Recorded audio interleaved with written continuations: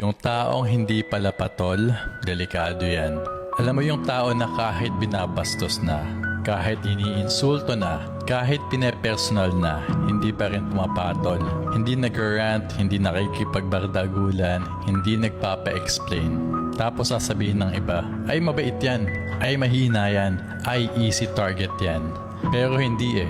Minsan kaya hindi sila pumapatol kasi matagal na nilang naiintindihan na hindi lahat ng laban worth it. Hindi lahat ng ingay kailangan ng sagot. Hindi lahat ng tao deserve ng energy mo. Kasi may mga taong alam ang value ng peace. At kapag alam mo ang value ng peace mo, nagiging mapili ka na kung saan mo gagamitin yung emotions mo. At ito yung delikado.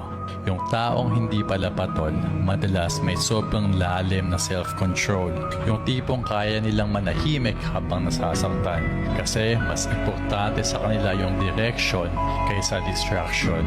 Pero huwag mong iisipin na wala silang limit. Kasi kapag napuno yan, hindi yan sisigaw, hindi yan magpo-post, hindi yan magpapaliwanag. Uusog lang sila palayo. And that's it. Bigla mong mapapansin, hindi na sila nagre-reply, hindi na sila present, hindi na sila available. Hindi dahil galit sila, kundi dahil tapos na.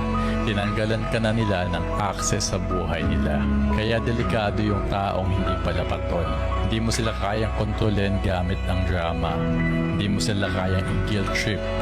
Hindi mo sila kayang hilahin pababa sa level mo.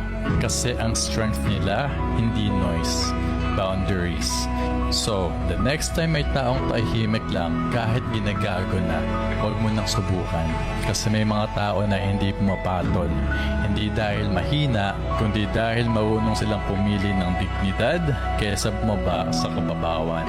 At kapag umalis yan, wala ka ng chance ulit.